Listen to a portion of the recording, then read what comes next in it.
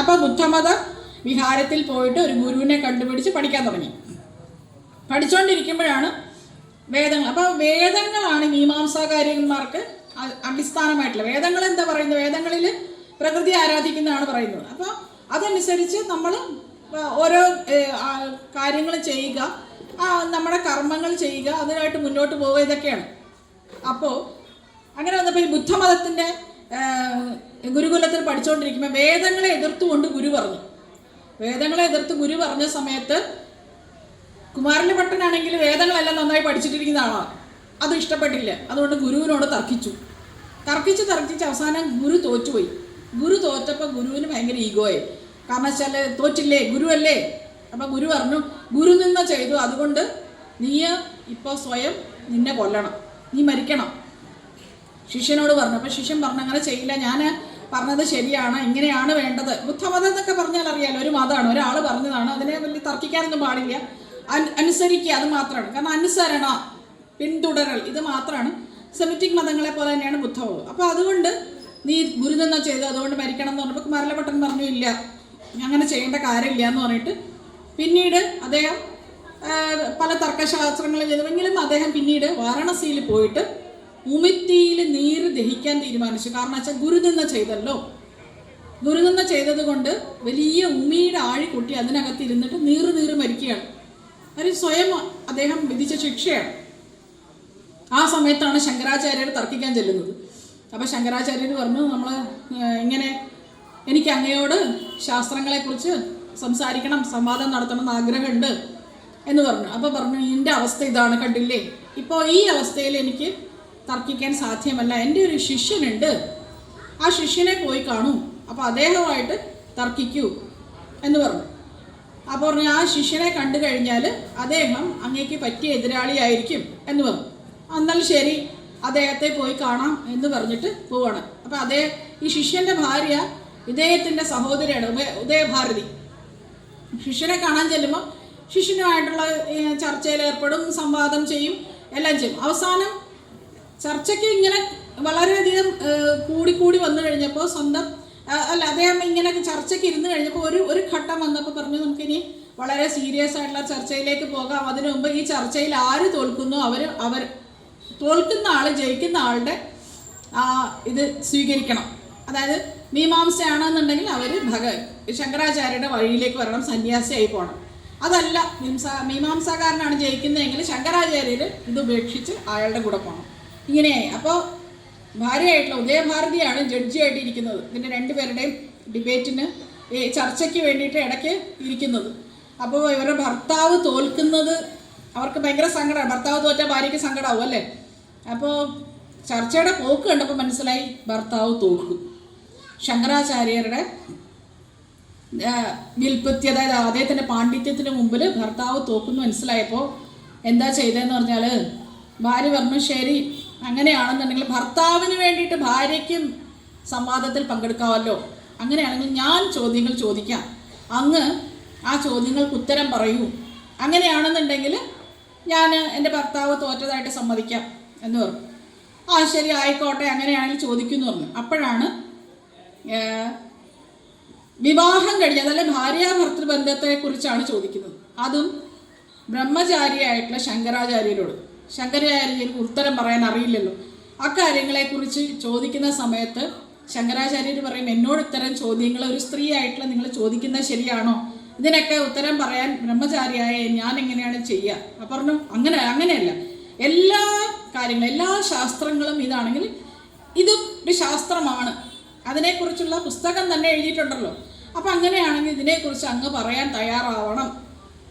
അങ്ങനെയായപ്പോൾ ഒരു തരത്തിലും മുന്നോട്ട് പോകാൻ വയ്യാന്ന് പറഞ്ഞപ്പോൾ ശങ്കരാചാര്യർ പറഞ്ഞു, ശരി, എന്നാൽ എനിക്ക് 1 മാസത്തെ സമയം തരും, 1 മാസത്തിനുള്ളിൽ ഞാൻ ഇതിനുള്ള ഉത്തരം കണ്ടെത്താം, അതിനായില്ലെങ്കിൽ ഞാൻ ഇദ്ദേഹത്തിൻ്റെ മീമാംസ ആ ശാസ്ത്രത്തിന് പിന്തുടർന്നുകൊള്ളാം എന്ന് പറഞ്ഞു.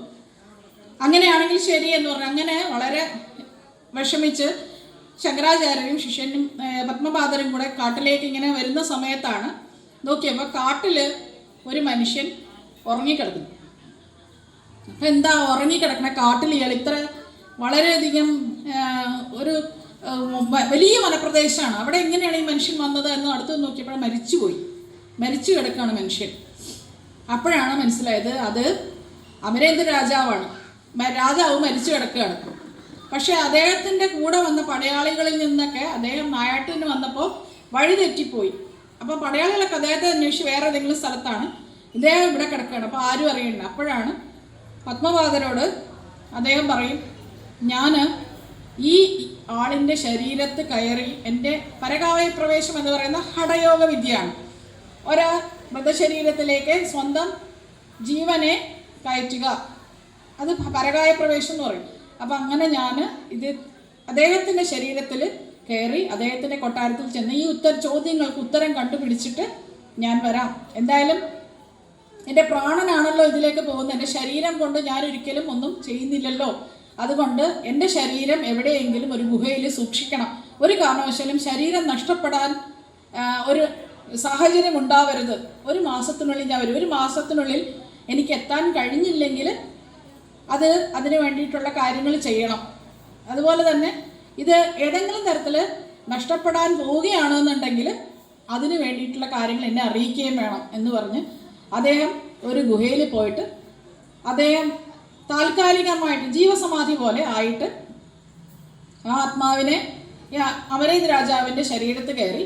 അങ്ങനെ പടയാളികളെ രാജാവിനെ കണ്ടെത്തി അദ്ദേഹത്തിനെയും കൊണ്ട് തിരിച്ച് കൊട്ടാരത്തിലേക്ക് പോയി. കൊട്ടാരത്തിലെത്തി, രാജാവാണല്ലോ, രാജ്ഞിയുണ്ട്, അവർ അവിടെ ജീവിക്കുകയാണ്. തിരിച്ചു വന്ന രാജാവിന് ആകെ വലിയ മാറ്റം. അതായത് പോയ രാജാവല്ല തിരിച്ചു വന്ന രാജാവ് വളരെ നീതിയുക്തനാണ്, ശാസ്ത്രങ്ങളെക്കുറിച്ചാണ് സംസാരിക്കുന്നത്, എല്ലാവർക്കും നന്നായിട്ട് നീതി നടപ്പിലാക്കുന്നു, നല്ല കാര്യങ്ങൾ ചെയ്യുന്നു, നന്നായിട്ട് സംഭാഷണം നടത്തുന്നു, എല്ലാവരോടും നല്ല പെരുമാറ്റം. ഇതൊക്കെ കണ്ടു കഴിഞ്ഞപ്പോൾ, ഇതൊക്കെ മനസ്സിലാക്കിയപ്പോൾ ആളുകൾക്ക്, മന്ത്രിമാർക്കൊരു തോന്നൽ, ഈ രാജാവ് മതി. അപ്പം എന്തോ സംഭവിച്ചു എന്ന് മനസ്സിലായി. പക്ഷേ ഈ രാജാവാണ് നല്ലത്. അപ്പം അങ്ങനെയാണെന്നുണ്ടെങ്കിൽ എന്തോ നടന്നിട്ടുണ്ട്. അങ്ങനെ നടന്നിട്ടുണ്ടെങ്കിൽ എങ്ങനെയെങ്കിലും ഒരു മൃതദേഹം എവിടെയെങ്കിലും കാണും, അത് നശിപ്പിച്ചാൽ ഒരിക്കലും പിന്നീട് തിരിച്ച് ഇദ്ദേഹത്തിന് പോകാൻ പറ്റില്ല അതിലോട്ട്. അപ്പം അങ്ങനെയാണെങ്കിൽ അത് കണ്ടുപിടിച്ചാൽ അത് നശിപ്പിക്കണം എന്ന് പറഞ്ഞു. അങ്ങനെ ഈ മൃതദേഹം കണ്ടെത്താനായിട്ട് പടയാളികളെല്ലാവരും എല്ലായിടത്തേക്കും പോയി. അപ്പോഴാണ് ഇവരിങ്ങനെ ഗുഹയിലൊരു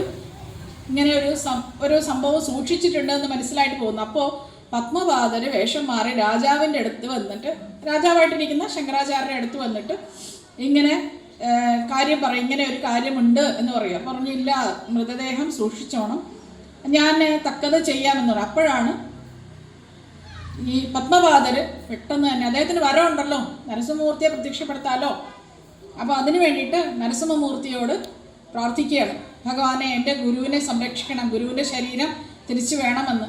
അങ്ങനെ പടയാളികളെ ഈ മൃതദേഹത്തെ എടുത്ത് സംസ്കരിക്കാൻ വേണ്ടി വെച്ചു, കത്തിച്ചു. അദ്ദേഹത്തിൻ്റെ വലത് കൈ പൂർണ്ണമായും കത്തിക്കഴിഞ്ഞപ്പോഴാണ് പരകായ പ്രവേശിച്ചുള്ള രാജാവ് അവിടെ മരിച്ചു. രാജാവിൻ്റെ ശരീരത്തിൽ നിന്ന് ശങ്കരാചാര്യരുടെ സ്വന്തം ശരീരത്തിലേക്ക് കയറി. പക്ഷേ അപ്പോഴത്തേക്ക് വലത് കൈ പൂർണ്ണമായിട്ട് കത്തി നശിച്ചിരുന്നു. അപ്പം തന്നെ നരസിംഹസ്വാമി പ്രത്യക്ഷപ്പെട്ട് ഇദ്ദേഹത്തെ രക്ഷിക്കുകയും ഇദ്ദേഹത്തിൻ്റെ കൈ പൂർവ്വ രീതിയിൽ, അതാണ് പണ്ട് ആദ്യം എങ്ങനെയായിരുന്നു അങ്ങനെ ആക്കിക്കൊണ്ട് അദ്ദേഹത്തെ രക്ഷിക്കുന്നത്. അപ്പോൾ രാജാവ് മരിച്ചു, കാര്യം മനസ്സിലായി. അങ്ങനെയാണ് ശങ്കരാചാര്യരെ നരസിംഹസ്വാമി ഒരു പ്രാവശ്യം രക്ഷിക്കുന്നത്. അപ്പം നരസിംഹസ്വാമിയുടെ അനുഗ്രഹം ശങ്കരാചാര്യർക്ക് ആദ്യമായിട്ട് ഉണ്ടാവുന്നത് എങ്ങനെയാണ്? അങ്ങനെയാണ് അദ്ദേഹം കരാവലംബ സ്തോത്രം എന്ന് പറഞ്ഞിട്ട് ഒരു സ്തോത്രം ശങ്കരാചാര്യർ നരസിംഹമൂർത്തിയെ പ്രകീർത്തിച്ചുകൊണ്ട് എഴുതുന്നത്. അതുപോലെ തന്നെയാണ് ഈ ദൈവമില്ല എന്ന് പറഞ്ഞ് ഒരു കൂട്ടർ ശ്രീശൈലം എന്ന് പറയുന്ന സ്ഥലത്ത് ജീവിച്ചിരുന്നു. അവർ ഒരുമാതിരി കാട്ടാളന്മാരെ പോലെ, അസുരന്മാരെ പോലെയുള്ള ആൾക്കാരാണ്. അപ്പം അവർക്ക് ഈശ്വര ചിന്തയില്ല, അവർ വേറെ രീതിയിലുള്ള വിശ്വാസങ്ങളാണ്. അപ്പം അങ്ങനെ വളരെ ക്രൂരമായിട്ടുള്ള ആചാരാനുഷ്ഠാനങ്ങളുള്ള ഒരു കൂട്ടർ, അപ്പോൾ പൈശാചികമായിട്ടുള്ള ആൾക്കാരാണ്. അപ്പോൾ അവർക്ക് ഏറ്റവും വലിയ ശത്രു ശങ്കരാചാര്യരായിരുന്നു. അപ്പോൾ ശ്രീശൈലത്ത് കഴിയുന്ന ഈ കൂട്ടർക്ക് എങ്ങനെയെങ്കിലും ശങ്കരാചാര്യരെ കൊല്ലണം. ശങ്കരാചാര്യർ മരിച്ചാൽ മാത്രമേ ഇവർക്ക് ഇവരുടെ മതം പ്രചരിപ്പിക്കാൻ കഴിയുള്ളൂ. അപ്പോൾ അതിന് വേണ്ടിയിട്ട് എന്താണ് ചെയ്യേണ്ടതെന്ന് പറയാം, അവരുടെ രാജാവുണ്ട് കാക്കാത്തി എന്ന് പറഞ്ഞിട്ട്. അപ്പോൾ ആ രാജാവ് ഇങ്ങനെ പറയുകയാണ്, എങ്ങനെയെങ്കിലും ശ്രീ ശങ്കരനെ കൊല്ലണം, ശങ്കരൻ മരിച്ചു കഴിഞ്ഞാൽ നമുക്ക് നമ്മുടെ മതം പ്രചരിപ്പിക്കാനുള്ളൊരു അവസരം ഉണ്ടാകും എന്ന് പറയും.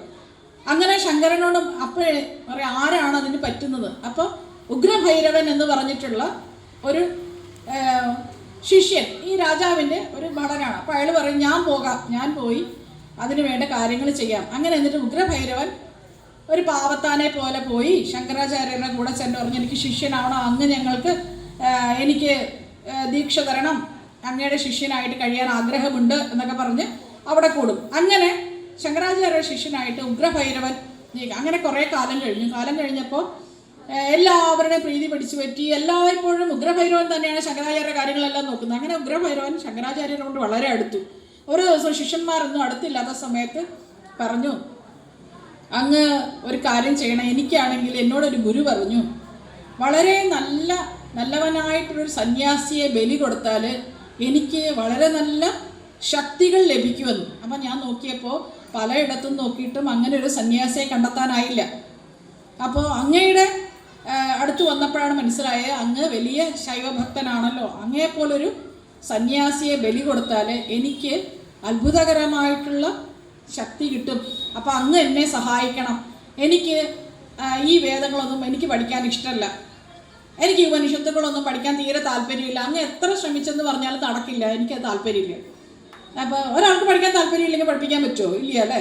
അപ്പോൾ അദ്ദേഹം പല രീതിയിലും ഉപദേശിക്കാനൊക്കെ ശ്രമിച്ചു, നീ ചെയ്യുന്നത് ശരിയല്ല, ഗുരുവിനോട് ഇങ്ങനെ പറയാൻ പാടില്ല, അതൊക്കെ എനിക്കതൊന്നും കേൾക്കണ്ട, അങ്ങ് വലിയ ദാനധർമ്മിഷ്ഠനും വലിയ നല്ല മനുഷ്യനും ഒക്കെ അല്ലേ, അപ്പം അങ്ങ് എൻ്റെ ആഗ്രഹം സാധിച്ചു തരികയല്ലേ വേണ്ടത് എന്നുള്ളതിലായി.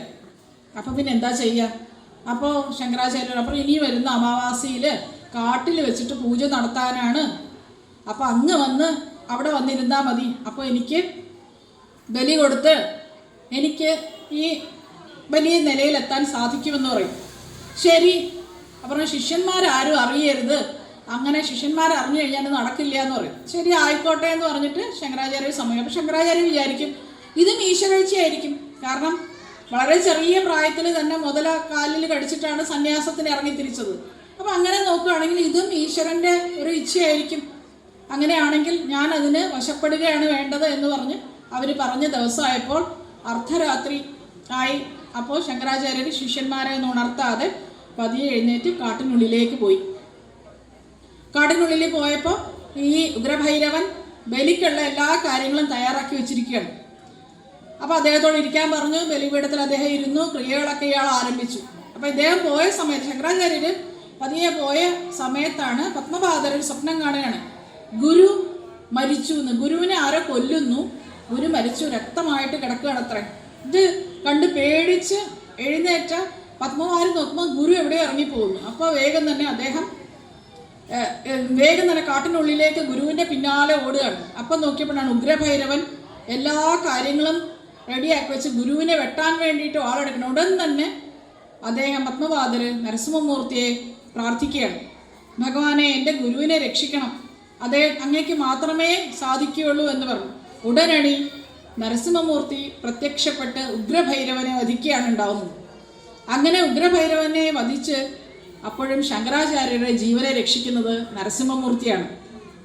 അപ്പം ഇങ്ങനെയുള്ള നരസിംഹമൂർത്തിയെ പ്രാർത്ഥിക്കുന്നത് വഴി നമുക്ക് സർവ്വ വിധത്തിലുള്ള ഭയങ്ങളിൽ നിന്നും അപകടങ്ങളിൽ നിന്നും രക്ഷിക്കാനാകും. അല്ലെങ്കിൽ നമ്മളെ ഭഗവാൻ രക്ഷിക്കും.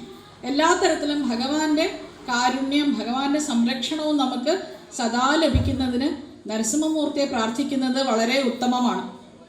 അപ്പം നരസിംഹമൂർത്തിയുടെ ഇത്തരം കഥകൾ ധാരാളമുണ്ട്. നമ്മളിങ്ങനെ പറഞ്ഞാൽ ധാരാളം കഥകൾ പറയേണ്ടി വരും. എങ്കിലും ഇത്രയും കഥകൾ പറഞ്ഞ് എല്ലാവർക്കും ഇങ്ങനെ ഭഗവാന്റെ മഹത്വം പറഞ്ഞ് കേൾപ്പിക്കാൻ സാധിച്ചതിൽ വളരെയധികം സന്തോഷമുണ്ട്. അതുകൊണ്ട് വാക്കുകൾ കേട്ട എല്ലാവർക്കും ക്ഷേത്രഭാരവാഹികൾക്കും നന്ദി. ഹരേ കൃഷ്ണ. സർവം ശ്രീകൃഷ്ണാർപ്പണമസ്തു.